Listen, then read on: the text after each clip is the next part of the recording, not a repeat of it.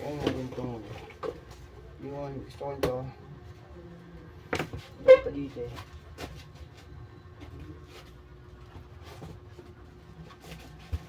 Hindi pa rin siya nalilinis.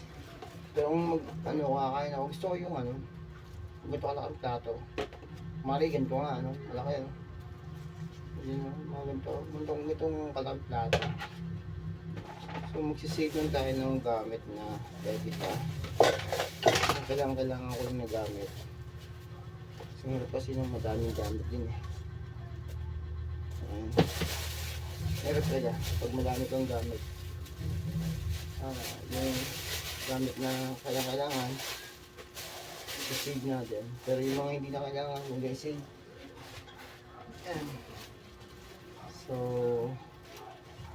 ito.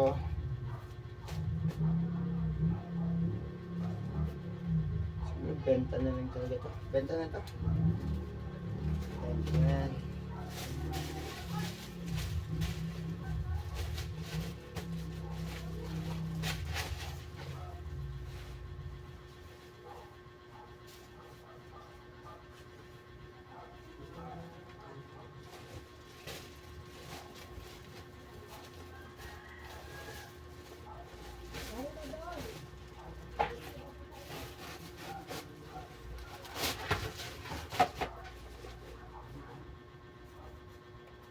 Saan ba nakalagay yung plato?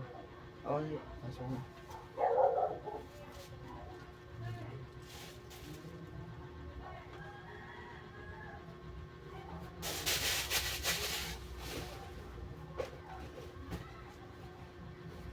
Yung mga gamit na pwede natin save na natin. Yung mga kailangan. Something like that. Ito bag.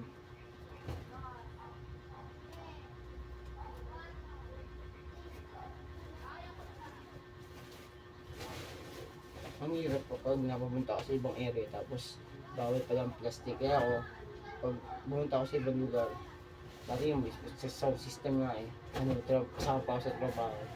May bawal na akong plastic, ito bag, kasi siyempre itaas ng party, mga ibang klaseng event. Siyempre merong nagpapadala ng pagkain, balot-balot, gano'n ba. Kaya ako nasanay na akong may eco bag, hindi lang isa, kundi dalawa, ay tatlo. Kasi baka mayroong manghingi.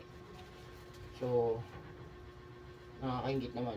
Ikaw may plastic yung kasama mo, wala. May kasama ka din yung pambigay.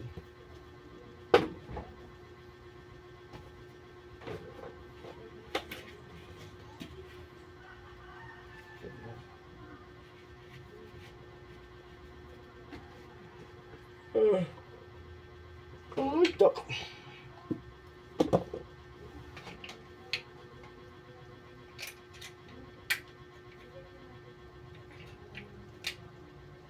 Simple yan.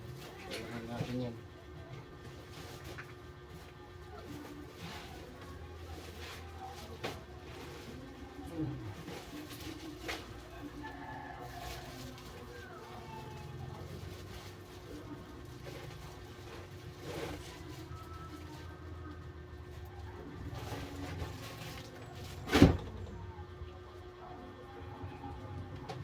So, yung ibang gamit, yan. Lang naman yan for the vlog and share stories.